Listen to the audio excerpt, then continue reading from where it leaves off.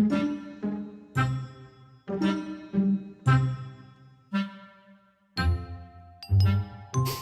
everybody, and welcome back to the One More Round podcast. This is the second episode. I am here with Steph. Say hello. Hello there. And Michael. All right, me old chums. And myself. Hello, everybody. So, this is the second episode. It will be coming out on 1st of February, and we're going to have a little talk about the name of the podcast because we recently found out that iTunes already has a One More Round. We are not original enough to think of a good name, so we have to think of a new name. Yeah.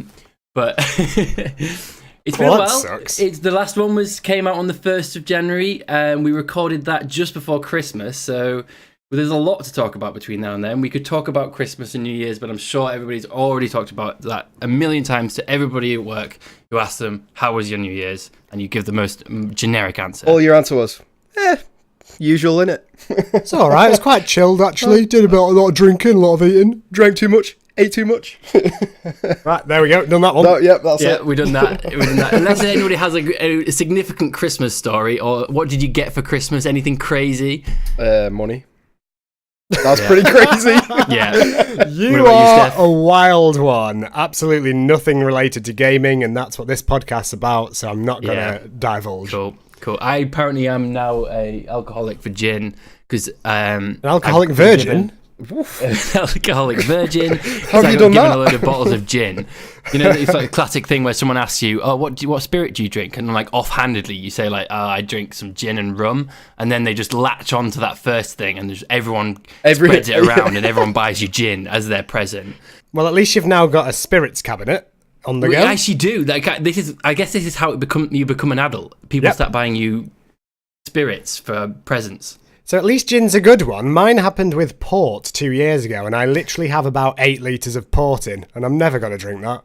Oh, port is grim. I just got a load of Jaffa cakes, so maybe I'm still a child. Yeah. You're not quite old enough for the spirits. Yeah, just Jaffa cakes. They were really nice, though.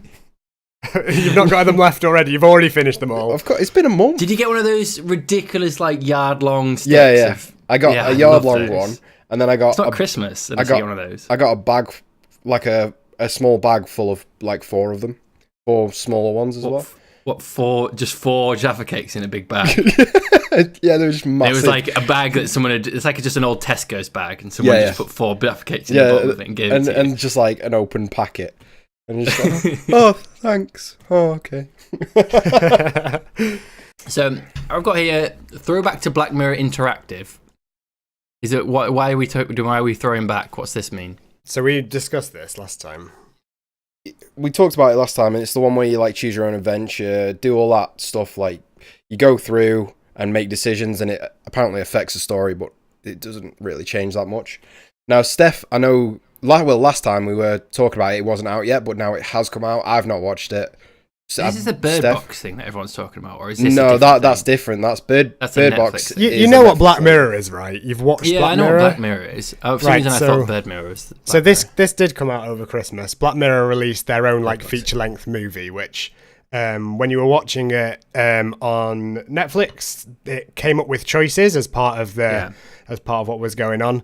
We talked about whatever you choose your adventure books. Yeah, so it is basically choose your adventure book, and Bandersnatch. It's based. So the whole thing was called Bandersnatch. It was based on a book by someone, which was a choose your own adventure thing, and it's basically following this guy who's developing a game based on that book, Bandersnatch.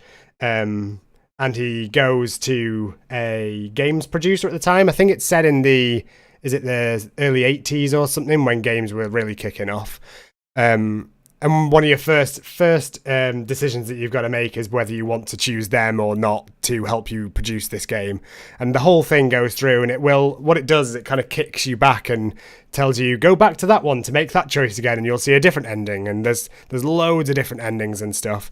But one thing that I liked most about it was the fact that within the game, within the film, sorry, there's obviously games that they're talking about, and they actually hired someone to make them games in real life. So there's loads of little Spectrum games that they've actually had to make, so you can play them online. So actually, cool. Yeah, I played one of them called Nosedive. Yeah. Oh, really? It's actually really fun. It's a cool little game. So I liked it. I really liked it. Did neither of you watch it? So what's this about them being sued? So yeah, they're being sued by another company that made Choose Your Own Adventure. I don't know that much about it, but how can you sue someone for you doing exactly the same thing as everyone, like loads of games have done, loads of YouTubers have done? How can you? It's stupid. It's not like anything to do with that. It's not someone. They haven't made a game on the book already or something, have they? No, I don't think so. I think they were just like the original series. I remember it a while back. I remember there being something like this a while back.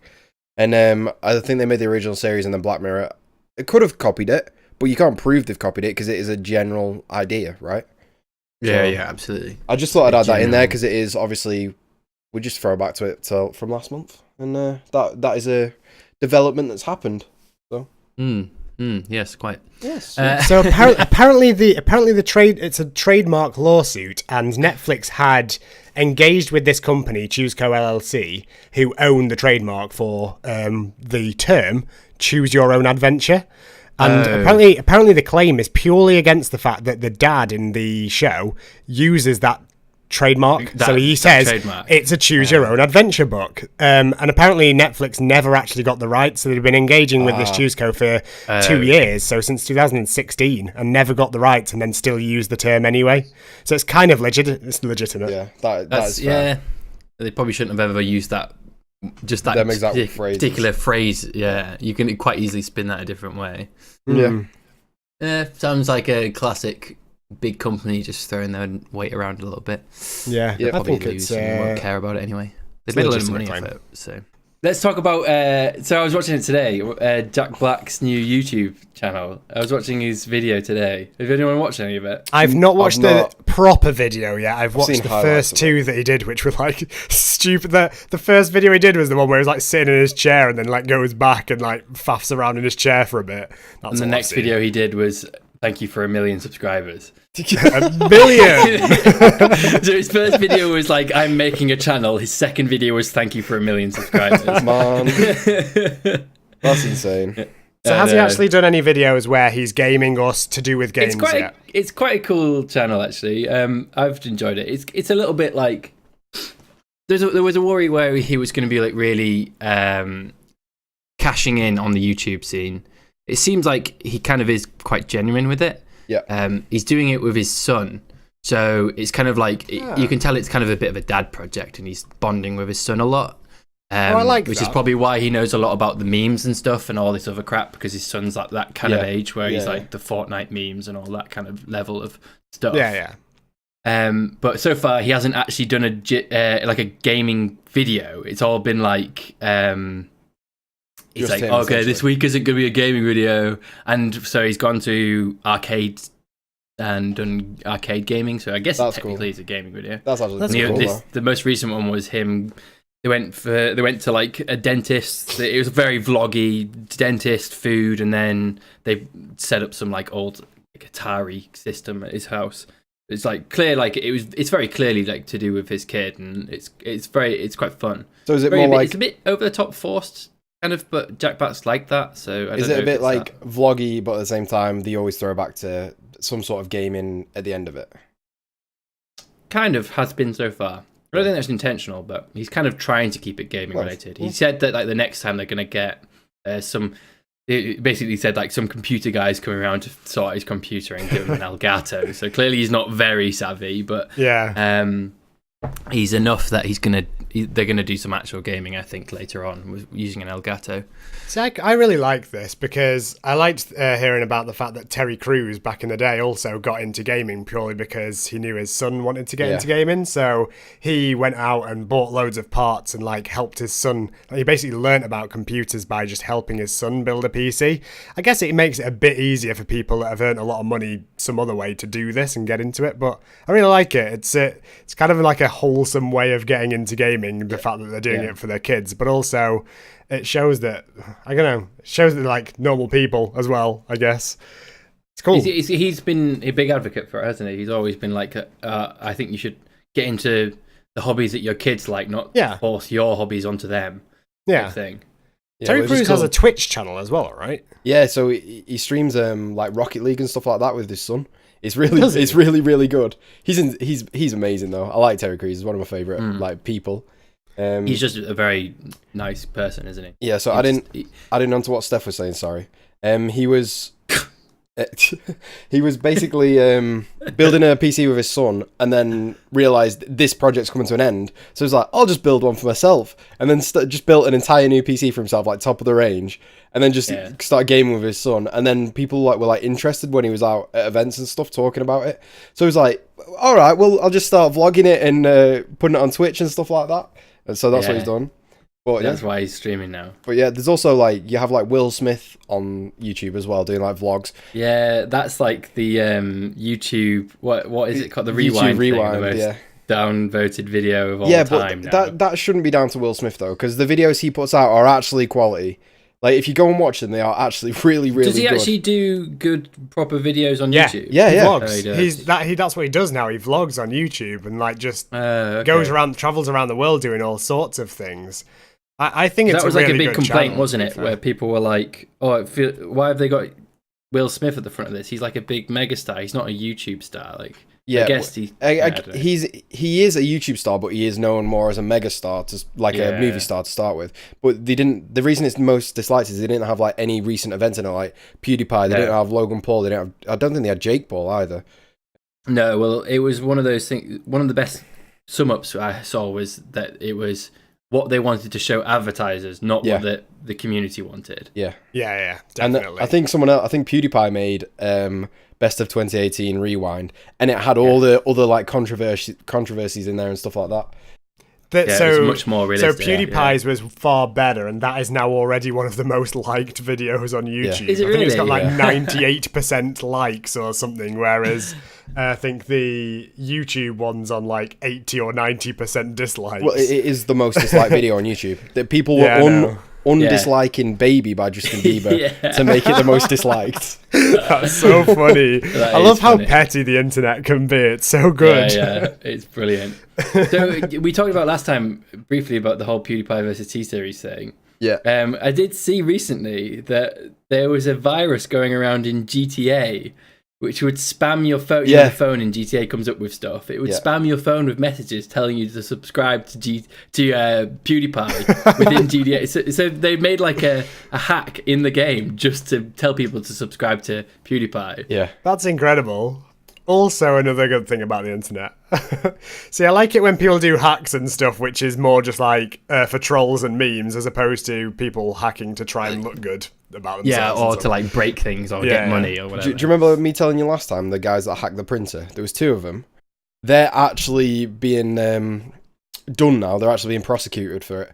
No, that's because they could have been using it for malicious purposes and stuff like that. You're still breaking into someone's property. Yeah, and, but this is a field which is like stepping on my toes, right? Like this is what I do for a living. And I feel like if someone is going to hack and then tell you about it, they should not get the repercussions. You can persecute them, but you shouldn't, because what you're doing is telling them like this is bad, and then nobody ever looks at your stuff to tell you, to like try and hack it or break it. So you never know if it is vulnerable, and the people that are exploiting it aren't going to tell you. They're going to like secretly just take information on money or whatever, and you're just there with gaping vulnerabilities. It's the reason why like Google and stuff offer bounties for like bug bounties and stuff. And it's that's such a better mentality to have than, oh my god, you did something wrong. You clearly didn't do anything bad with it, but and you've basically told everyone about it. Oh, I hate it. It frustrates me to no end when someone when companies like try and persecute people for. Well, this isn't even companies. This is just normal people. Is it government? No, it's normal people are trying to sue them. Terrible, I don't know how well it's going to go down. If it goes to a jury, they're pretty much going to be let off. They won't be done for that or whatever. I don't even know how jury works. Can you ask to be tried by jury in the UK? I don't even know if you can. I don't know how that would work, honestly. If you can be sued for them using printers against you, it's weird. It's their own fucking fault for having insecure printers, not the people who, I don't know. It's stupid. It's like if you leave your door unlocked and someone walks in and steals something. Yeah, they did something wrong, but you're a fucking idiot for leaving your door unlocked, aren't you? And you probably wouldn't be able to stand on anything. That happened to us at uni. We were all sat in the living room, and just a random dude walked into our house, and we're just like, "What are you doing?" He's like, "Sorry, mate, wrong house." He went outside and tried next doors. He was literally just he was just checking doors. And then we found out like 3 or 4 days later, next door had their projector stolen. And we were just Crazy, after that we would just lock the door. Every single time someone came in, we just locked it. It was like, that was so funny though. We're just like, "Mate, what are you doing?" It's just like, "Who are you?" Who are you? Get out of my house. Yeah. Oh, Steph, you remember? I don't know if you were there, actually. We got back from a night out one night, and Charlie got back about an hour and a half earlier than everyone else. And he went round everyone's rooms and took, like, the PS4s and all that stuff and hid them in his own room. So we got back, and everyone went into the rooms, like, "Where's all my stuff? What's happened?" Anyway, we're like freaking out. We're like about to ring the police and all this. And Charlie had fallen asleep by this point. Walks out of his room and he's like, "What are you all on about?" And he's like, and we're just like, "Someone's stolen our stuff." And he's like, just bursts out laughing. He's like, "No, I've got it all in here." Why would you think to do that when you get home? He had like 4 PS4s. He had 3 or 4 TVs in his room. That's pretty funny. That's a pretty funny troll, to be honest. But we were all freaking out. It's like one of the moments where you instantly just sober up and you're like, "Oh my god, this actually happened." And and then but it was funny though. Yeah, it's pretty funny. Speaking of famous people, we move on to the old Soldier Boy selling consoles. Soldier Boy up in it. Oh, why me right? No, okay. Just you. No, keep going, please. Not quite sure like what the that. topic is it? I was already doing the stupid dance along to it. I don't actually know what you says. Yeah. So it's just like, "Soldier Boy up in it. Oh, why me?" So since we found out that a One More Round podcast already exists, we're changing this to a karaoke podcast. Yeah. And, We're changing the topic. Actually, that's a good point. What is the One More Round podcast already? yeah, I'm quite intrigued. What topic is it? Nobody head over there. Stay with us. But I think it's about politics. So it's like American politics or something like that. Yeah, hold on. Let me Google it. I'm on it already. All right, you're already on it. Anyway, so if we go, I'll let Steph. Well, tell me about Soldier Boy's game console, other than. So basically, he's been rebranding consoles that that Nintendo have sold, like Switches. He's done I think he's done the PS4 before, but he got it he was told to cease and desist with that one, and he was trying to sell them for like $700 or something like that. And then people are just calling out, "It's literally a Switch branded with your name. Why would we pay $700 for something that we could pay like $300 for?" So he instantly dropped the price down to like $300 and just started using like homophobic slurs against people that questioned him about it. That's so weird. I've just on this document we've got. I've just got a side point. Lol. But so an update to this story. Within the past, I think it's within the past 2 weeks, he's been cease and desisted by Nintendo, so he's had to stop. I'm not surprised. Yeah, wasn't it like something to do with emulators and old games? I did see something about it, but I never really saw the whole thing. It was like emulating loads of old Nintendo games and stuff. Yeah, and so his after pressure from his lawyers and stuff like that. But he was like, someone said Nintendo aren't gonna let this go, and he just like cursed them off on Twitter and just like proper popped up. He's like, "Nintendo aren't gonna do shit," and then this happens. Yeah. I'm mostly interested in the side point that we've written down to discuss here. Just lol. Yeah. Well, it's absurd, isn't it? It is very weird. Soldier Boy, who hasn't really been relevant for about 10 years now. He had like one song that I can remember, which is the one I was singing Soldier before. Boy. Yeah. He also claimed he sold 5 million units, but never actually produced any proof of that. He just wrote on Twitter, sold 5 million units. But that's a hell of a lot of money That'd be like It'd be making some waves with that. That'd be like $35 million. Yeah. As in the amount he brings back in. Don't know how much he uses like expense wise on that, but still, that's insane. If he actually sold 5 million units, Nintendo would be suing the shit out of him for it. Yeah, absolutely.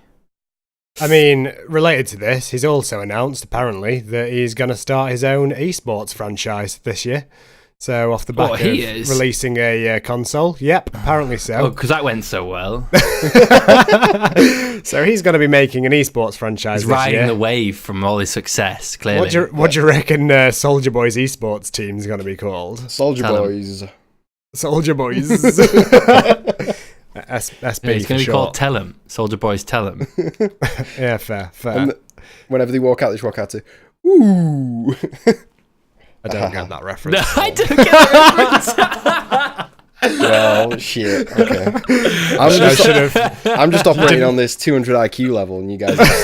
Yeah. Absolutely. You didn't tell me to research my Soldier Boy memes before this, so. Oh, shit. I know. It's not even a meme. It's just part of his song.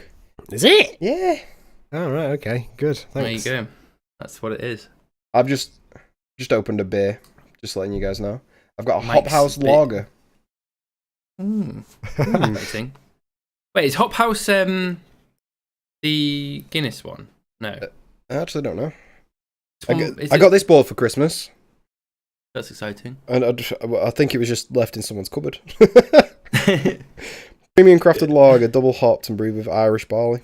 I don't know. It doesn't actually say. Hints of apricot and peach, though. Well, look who brewed it. Is it not on the can or a bottle or whatever? Why are we talking about whatever beer you're opening? It just says 13. Oh, I on don't it. know. We're just like going off all left, right, and centre. Should we go on? Should we move on from the esports and talk about esports in general? Since we Yes, I think we put should. it off last time. Yeah. Well, where should we begin? There's so many different aspects. Heroes of the Storm cancelling esports for their product. This was end of last year, right? Yeah, this was in I think it was like end of November. This is actually quite mad. Like, how big was Heroes of the Storm? Like, do we know how many concurrent players it was getting and stuff? No. I have absolutely no idea. I think it was on the level of. I always think it's on the level. It was on the level of Smite, but Yeah. when you look at polls and stuff, it usually comes up a little bit lower. So maybe it is a little bit smaller. The issue that I have with Heroes of the Storm is I don't know how you can create a competitive game where it's based on it. Your XP is shared across the entire team, so you can have one player who, like, say for example in Smite or LoL, one player could be absolutely popping off and they could be get like 4 or 5 levels ahead, and that's what catalyzes you to win the game. Whereas this is like, Good word, by the way. Catalyzed. Can I just put that in there? That was a really good word. thank you. Continue. So basically, this one just means that if one player is popping off, then your XP is shared across the team, so you never actually. It's so difficult to outlevel your opponents. Well, what you're saying here is that in that game you don't get one person popping off, but if that one person is popping off, then the whole team should be dragged up by their XP. But they don't get you don't get dragged up that much because the team XP, your personal XP, for example, would be less. I don't know how to explain this. What was the reason why they've cancelled the esports scene anyway? Was there a reason that they I don't think they cited? actually said a reason. I just think it was announced and. I think I understand what you're saying, Mike, in terms of if you think about it, if you pop off and you do a lot, the XP that you're gaining is still like 1/6 or what is it, a 6 player or 5 player? I can't remember what it was. It was five player. Yeah. So 1/5 the value of when you're like in a normal like MOBA and you outlie above everybody else. Yeah. So if you think about them all as a line going up slowly. In a normal MOBA, they're all separate lines in like a bar chart. They're all going up at the same rate, and one person just gets really fed, and that one bar chart starts like pulling ahead, and then the difference between him and the rest is like that. When you then have to share that out to move all 5 of them up, they only all move up a very small amount. So the actual level difference is not a lot. Yeah, so the actual popping off isn't very much. At the end of a game, normally like one team is like one level above another. That's it. That's all it is. And it does make sense why it would be very frustrating to be doing very well in it and then not really reaping the rewards of that of you doing well. And the inverse is true, I guess, whereby if someone's just feeding a lot, you don't fall very far behind. So it's on one hand that makes a very even game throughout the thing, but it's also in a MOBA the whole idea is to leverage an advantage where and try and snowball it, right? I feel like it takes a little bit away from the whole like fan scene as well, because obviously in Smite and LoL and Dota you've got big names, and them big names are big names because they've clearly been better than a lot of other players in the games they've played and stuff, and then they become like a fan favourite, and that drags the scene to be bigger and bigger because people become fans of players and individuals and stuff like that as well. Whereas I guess in Heroes of the Storm it's a lot harder to stand out as an individual because you're never going to be able to get ahead and see, no one's going to see your name as the one that's like, oh my god, they're miles ahead, how have they managed to do that and stuff. I think like, you'll be able to get the individual plays but not the individual stats at the end of games and stuff. So that probably did help it to be a bit harder for people to get into wanting to watch it and wanting to support teams and stuff. Don't get me wrong. I just feel like sorry. I watched a couple of tournaments because Lee used to be massively into it, and they are still hype. Like it is like still worlds and stuff like that. But I always thought of HOTS as like an inherently casual game. Yeah. Like just everything about its premise. It felt a little bit more to me like, what was the game that we played at Gamescom in 2014 or whatever? Arena of Fate. Arena of Fate. Very similar to that. There was more of a casual MOBA as opposed to the other ones which were hardcore MOBAs, like proper. I actually think hard. that was more competitive than HOTS is. Yeah. Because you were still running on individual XP and you still had objectives that you actively had to do.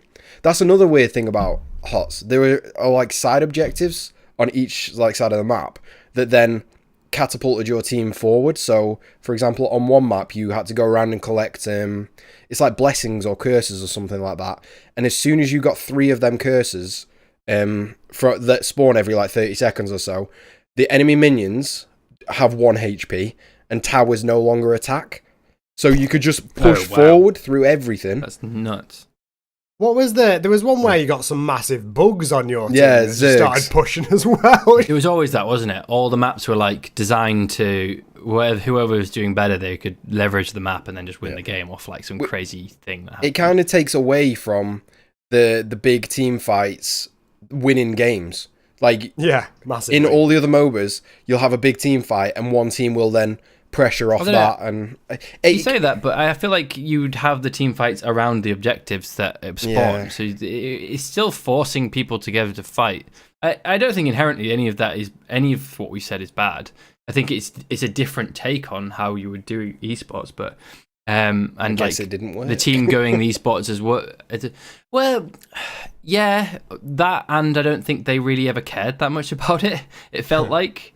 It never really felt like the esports scene was cared about that much. Carrying on from this, apparently they've actually said that a load of people are being moved away from HOTS as well now, like developer-wise. They're still going to have the main people on it that have been on it, but they're moving them onto different projects now. It's probably just not a big cash earner for them. Yeah, that's going to be the main thing, right? Because you have all your other Blizzard games that will be making money. It's also an Activision kind of put their thing. eggs into the Overwatch like esports basket, really, didn't they? Yeah, but I don't think Overwatch is actually doing that well financially. I think it is doing okay, but it's not like as much as they were hoping for. And also with the recent WoW patches, there's less and less people going back. So I actually think Blizzard are in a rough spot right now. I would say, they've fallen off their pedestal for a while, haven't they? Yeah, and they're under Activision now as well, which makes a big difference. They might not be soon. They might be splitting again. Is that actually been said, or is that just what people are saying on Twitter? Because I've seen a lot of that on Twitter after the old. Who did they release recently? I don't know. Activision. It was one of their CEOs, right? It was like. No. I'm talking about a company. They lost a company recently. Somebody split from Activision. Activision was their publisher. They didn't own them, but Activision was their publisher, and they've recently stopped using them as a publisher. And I can't for the life of me remember who it is. It might be. Is it? No, I don't know. Is it anything to do with Destiny? Maybe. No, it's not. That is Activision, right? I don't know. I've not heard anything about this. Oh, I don't know. Somebody split off, and I can't for the life remember. I could look Bungie. it up. It was Bungie. Bungie, that's the one. Yeah, so yeah. they've split from That's Bungie, who make Destiny. Yeah. So it was. Yeah, it was. It was Destiny. But they were only a publisher for Destiny. They didn't own Destiny. Yeah. So that was a bit of an easier split. Whereas they do own Blizzard. It's a different dynamic there. Yeah, apparently so it might not be quite as big. They've just had I think it's either a new CEO or like a new CTO. That's because they got rid of the old one from Activision because they were underperforming for the past 2 years or something like that, and they've brought in a new person now, and they're just like trying to get as much money out of everything they possibly can now. Oh, yeah, doesn't sound very good, does it? No. Let me see if I can find anything on this. You guys keep talking. You guys keep talking. I feel we should do a little talk about Smite. Yeah. If we're going to touch on this esports scene. Now, with the new season coming up. I think what Smite have done is terrible. I think if anyone doesn't know what Smite are doing with their whole esports scene, they're moving every single tournament to a LAN, correct? Yep. And they're not going to allow any online tournaments anymore. Well, when I say not allow, I'm sure you can have whatever tournament you want to do, but none of the official tournaments are going to be online. They've still got the Smite Minor League, which is still an official run tournament, and that's going to be over the internet. That's the challenger, lower level than the pros. That's the entry level tournament for anyone who wants to know. A lot of the pros have said that can't move. They're just going to go into that. So the Smite Minor League now has a really good player base in Europe. Not in America, really. Most of the Americans have decided to move. Some of them are staying because it is still across America, but most of them have decided to either fly out most weekends or move. Yeah. Is there a prize pool in the minor league though? Yeah. It's 10 grand a month salary, and then there is going to be tournaments and stuff like that have a prize pool. Yeah. So it's not bad. It's secure. Yeah. So. Yeah. But basically, everyone's going to have to move to America. Is the main thing because of the fact that they're all going to be LANs. You could technically travel every weekend. Can you imagine having to fly from Europe to America every weekend? It's not every weekend. It was 12 times over a year or something like that. Yeah, but it would be every weekend during tournament times, right? I don't think so. I think it's like 12 times over the year or something like that. I'm sure Millsy put out a video the other day and he was talking about it. And I didn't watch it. Did see it.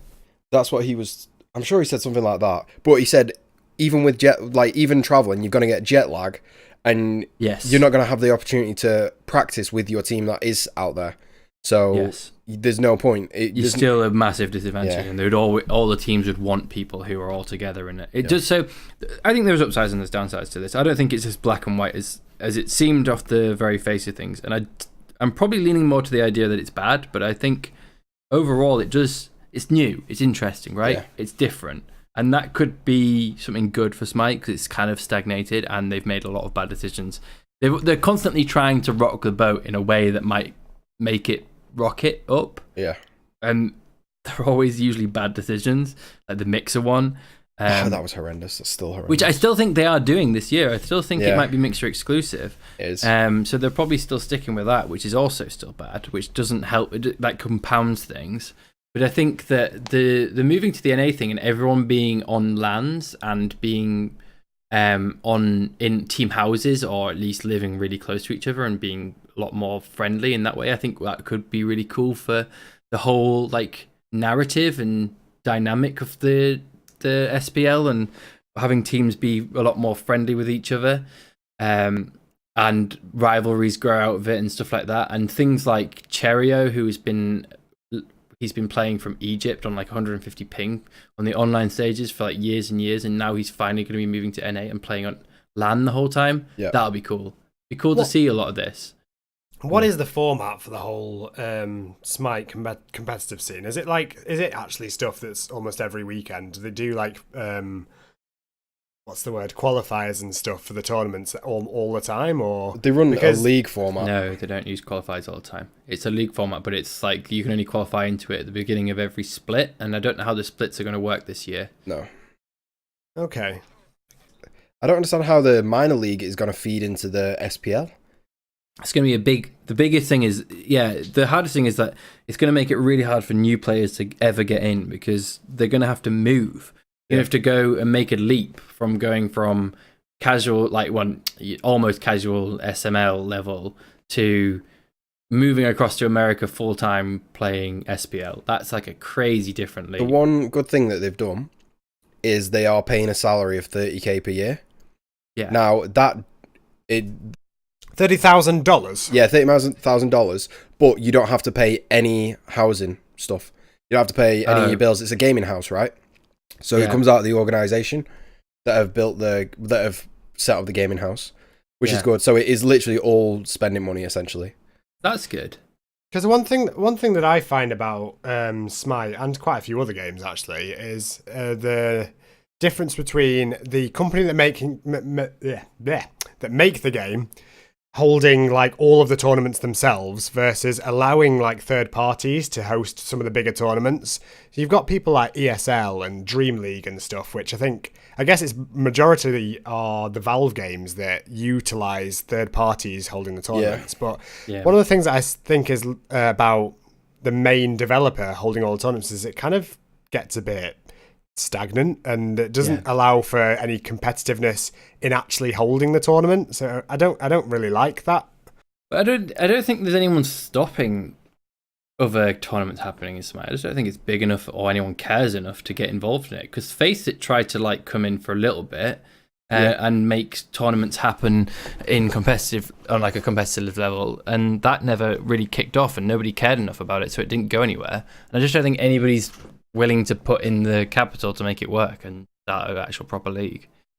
Fair. I would have, instead of them telling everyone move over to LAN in America, I'd have liked them to do an NA LAN and an EU LAN, and then all the EU players they could travel because it's not actually that far. Like if you base it in like Germany or something like that, it's like an hour's flight from most areas of Europe, maybe a bit longer. You lose a lot of the different region dynamic by doing this as well. The whole like NA versus EU versus almost rest of world when it comes to Smite means that like you lose like the different pools of people scrimming against each other, which breeds different metas, and then when it comes to LAN, like these different metas clash and like who comes out on top. That's cool, and we're going to lose completely that because it's going to almost be like this one homogeneous LAN environment.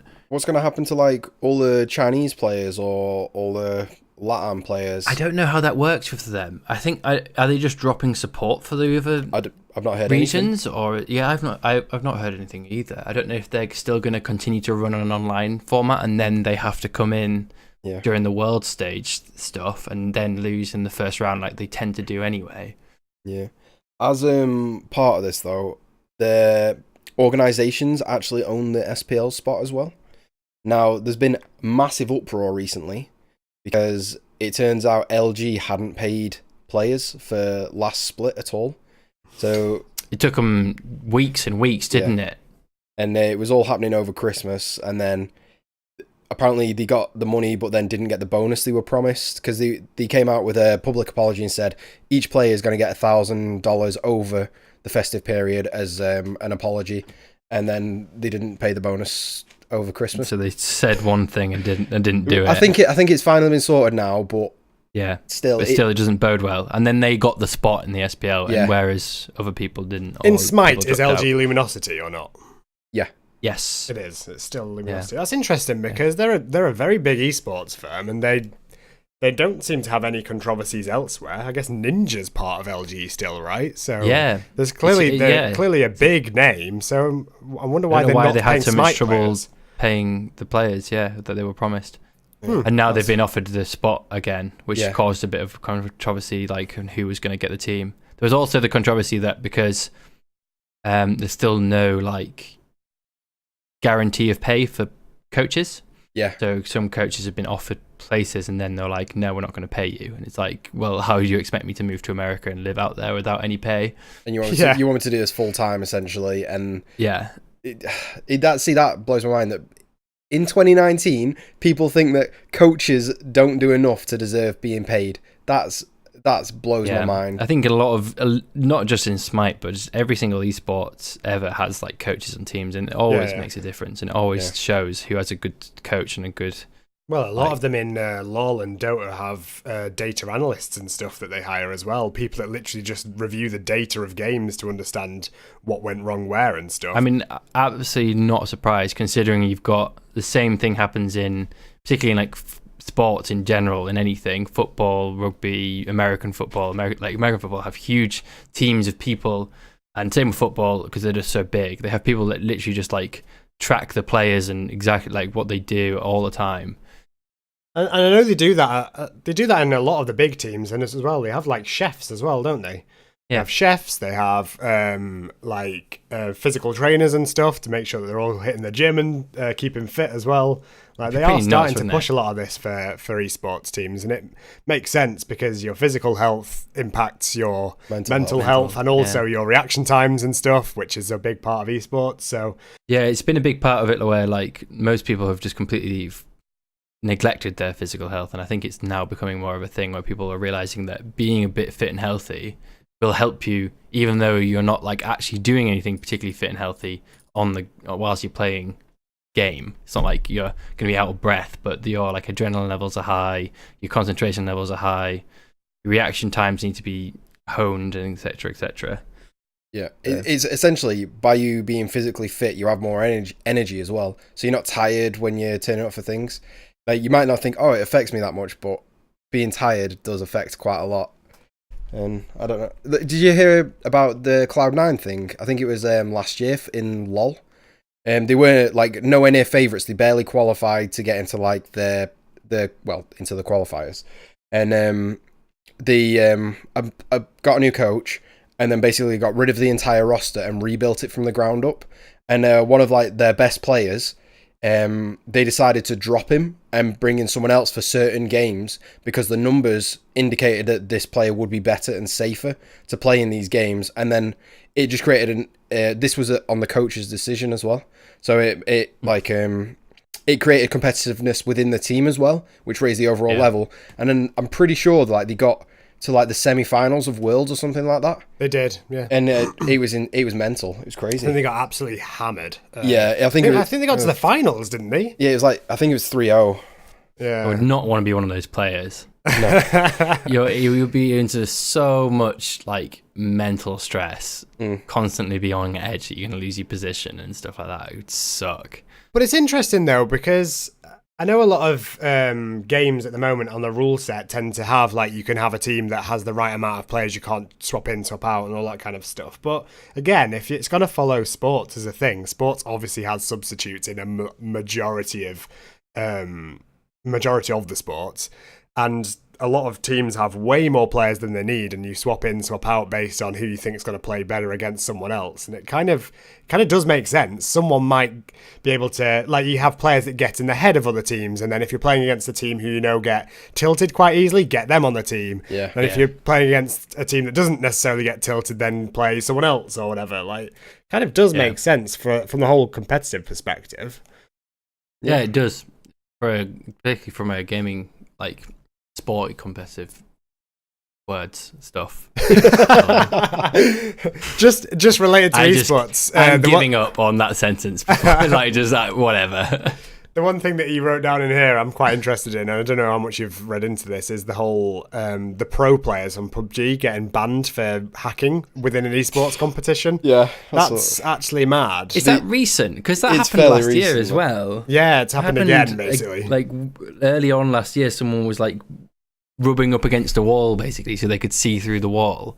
That was one thing that was happening. That was a controversy. Someone got banned for doing like.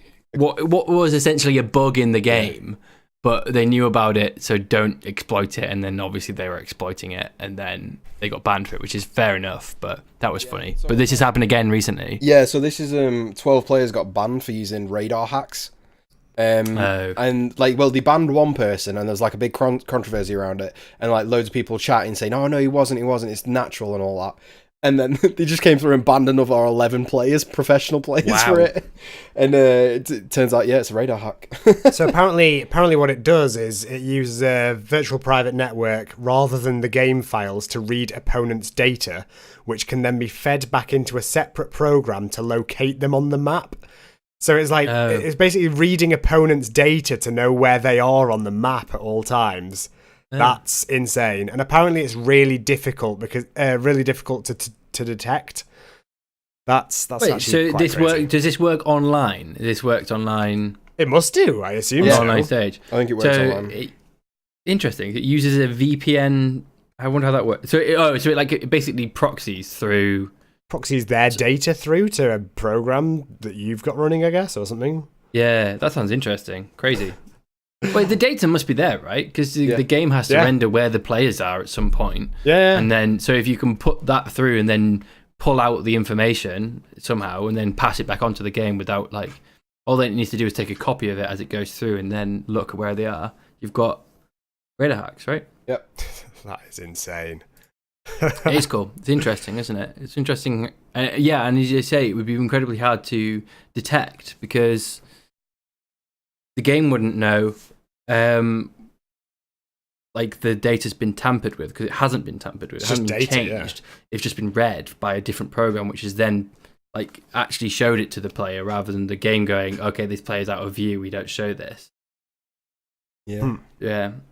I don't know how you. I wonder how you fix that. I wonder if that has to be like a server-side fix or something crazy.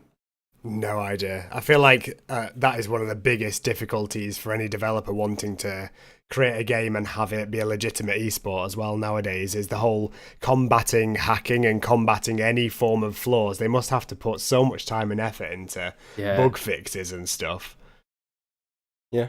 So this happened at work the other day, actually. It came up that one of these guys was his job title was something like he was a anti-cheat analyst expert or something ridiculous like job title, and came up because they were talking about how old modders and hackers and stuff used to use, I think it's like maybe Warcraft or old Dota or something. They could basically input an entire StarCraft. You could put an entire different game into StarCraft by loading up a particular map which had a buffer overflow.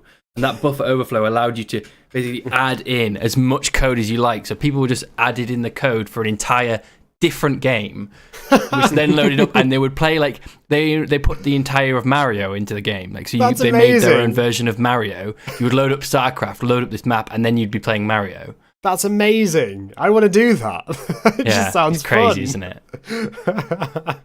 it? Speaking of modded stuff, recently the whole Dota auto chess is a big thing at the moment. Have you seen this? No, I've not seen this.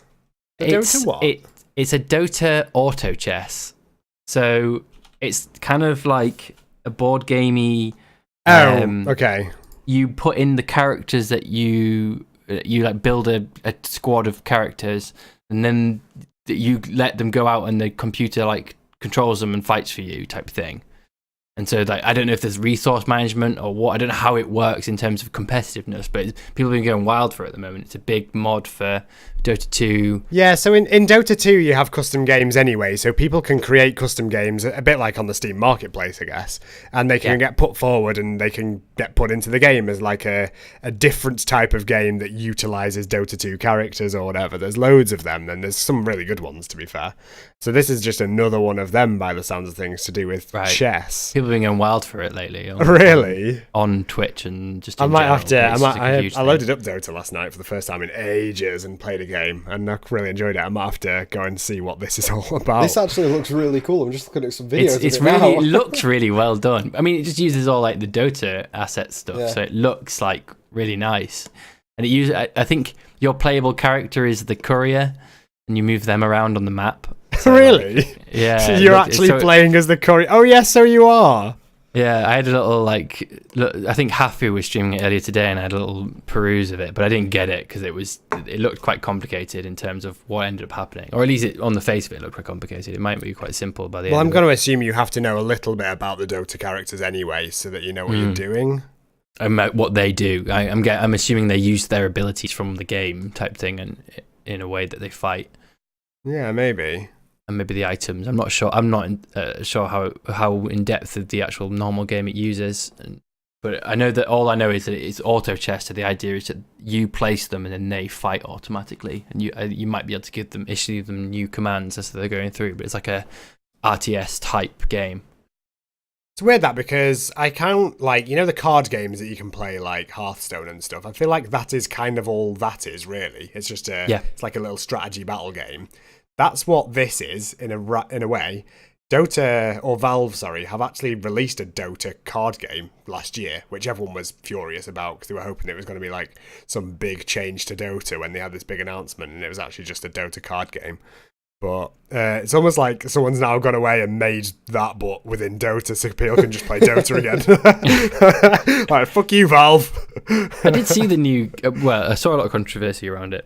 I didn't really care enough, but I did see how like it had 3 boards, right? You had like a left, middle, and right board. Yeah, something were separate like playing fields of cards.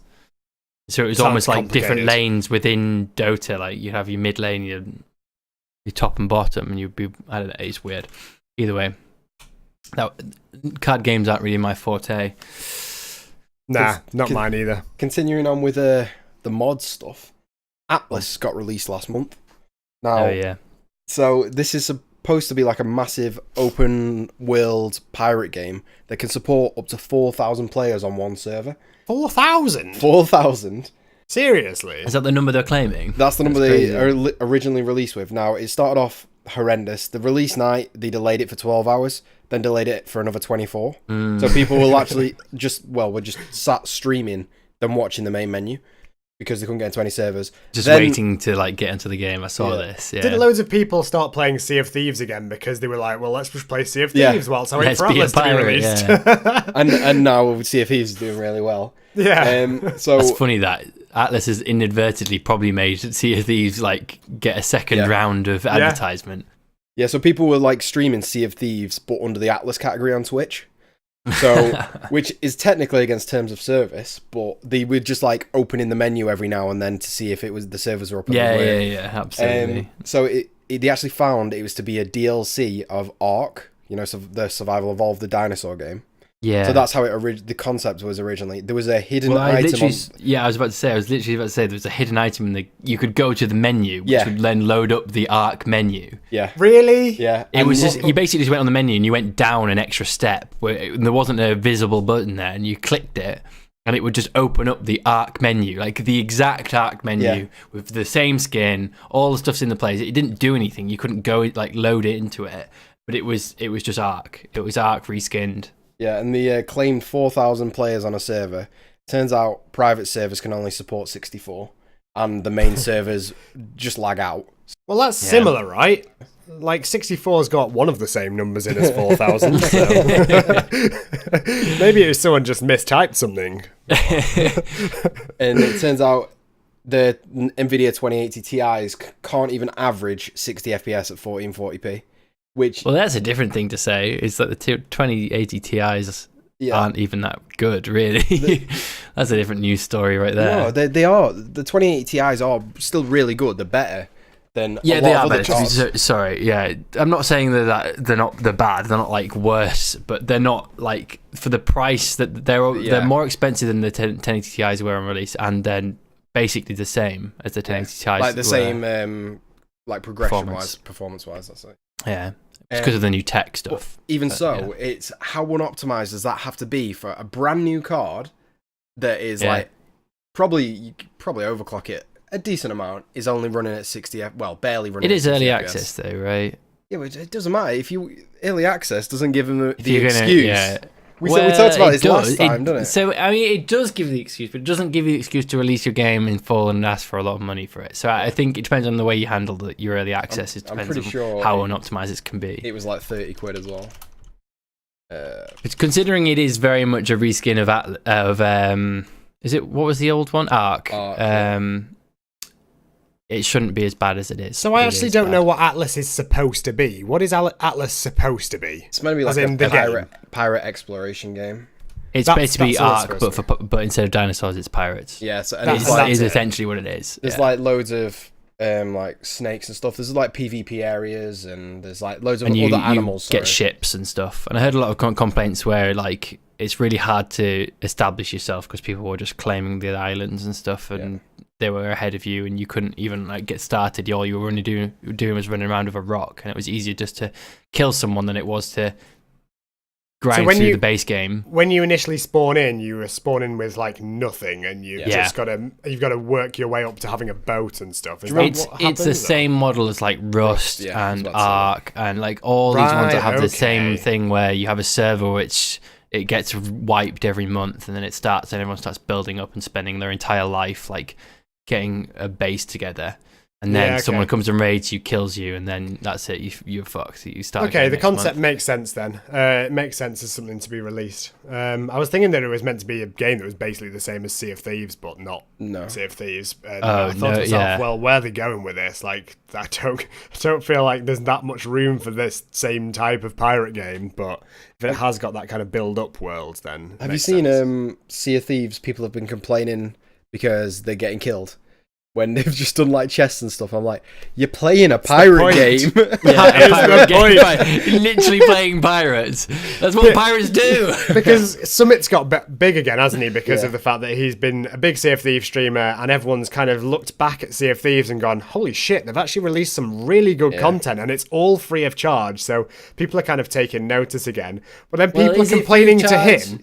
Can I just say, is it free of charge? Because the base game was like, had no content. They've just actually made a game. They've got the content. But at least they've not done what most other people do and then go, right, this is DLC, so we'll charge you another £15. They could have done it a lot worse, but in the grand scheme of things, they've basically finally got to the point where they've actually got a releasable game with content. It had a really cool concept game before, but like you ran dry of content within like 8 hours. I still think they're running a little bit low on content though, because all Summit seems to do is PvP. There's none of this other, like, he doesn't really do anything else. Yeah, but that's the fun part of it. You're a pirate. What do you want him to do? No, but I mean, like, progression. I want progression. Yeah, that's it's like, what I want. What do the levels mean that he gets? I don't know. Like, he unlocks a few new cosmetics. That's not really progression, is it?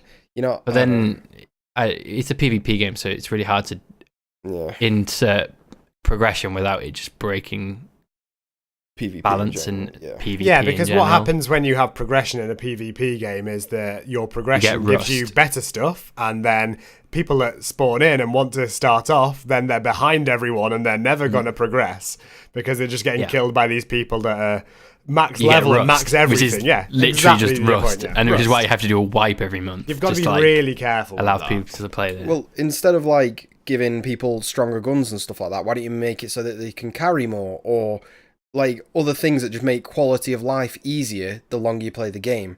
Because at the moment you can only carry one chest at a time or one piece of loot at a time. So running to and from places is a nightmare. Running loot from your opponent's ship to your ship takes ages. It's just like, I don't know. I guess it gives them the chance to fight back in that case. Yeah, you don't want to just nip in and steal your stuff, do you? Yeah. One good thing... We're talking about... Go on. Oh, go on. No, you go. I was going to say I was going to change topic. No, please, after you, sir. No, after you, sir. No, you first. I was going to say, well, we're talking about and that's the end of the podcast. About the NVIDIA thing, since we talked about it. Yeah. About them tying it in with OBS. Oh, yeah. That is a big story. Isn't that cool? That's going to be crazy for a lot of streamers. So I'm excited about that idea. If you haven't heard about it, essentially, OBS have been working with NVIDIA on the 20 series cards. And especially on the NVENC encoder, like the codecs. So it means that you can have the power of a streaming PC, but still use your main gaming PC, which for every streamer is incredible because it just means you don't have to spend like another $1,000 on another PC and all this like sophisticated getting it onto that PC before sending it out. It's going to help a lot. Now, it's not only for 20 series cards, but that's what they've been working on. They've just been improving... That's what it's optimized for. Yeah, they've been improving like just NVENC in general. So it's cool though. It's essentially... They're finally seeing how many people are using it now, I guess. Yeah, it's essentially the same as running... I saw some like benchmarks on it. It's the same as running CPU encoding on medium on NVENC now, which is insane. That is insane. So yeah, it's well, most people, for context, most people use CPU encoding when streaming on very fast. Yeah, which is right? when you get is what you're on about? Yeah, which is when you get the little artifacts and like little like screen tears essentially. And you can't really go any higher than that. So the slower it is, the more higher quality it is. The more time it takes per frame almost. Yeah. And so very fast is like pretty manageable for most people, but most people tend to use hardware encoding, which is your graphics card. But long story short is medium is very high quality really for live streaming whilst you're playing. And if that can be optimized and run alongside your game without being massive overheads on the hardware, it'll be awesome news for streamers in general. Yeah, I'm very tempted to. I still haven't shifted back to OBS. You have, haven't you, Freddie? Yeah, I'm on normal OBS now rather than the Streamlabs OBS. I'm tempted to shift back. I might actually give it a try today because I was wanting to stream Call of Duty again, and for some reason Streamlabs OBS just does not want to handle streaming that game. It'll do everything else. I might give OBS a go, and if the Nvidia stuff does get ported down to not just the 20 series cards, the other ones, then that sounds like a really big win. No, that's not just on OBS though. That's on OBS Streamlabs as well. That's for both. That's for the entire. So it's not just going to be on the base OBS source. It's the NVENC encoder that's been improved, right? So right. Before we go now into Streamlabs and what thing we're going to use, we're going to cut it here. We're an hour. This is the end of the podcast. Wait. We're not finished. No. Yes, it is. We need a name.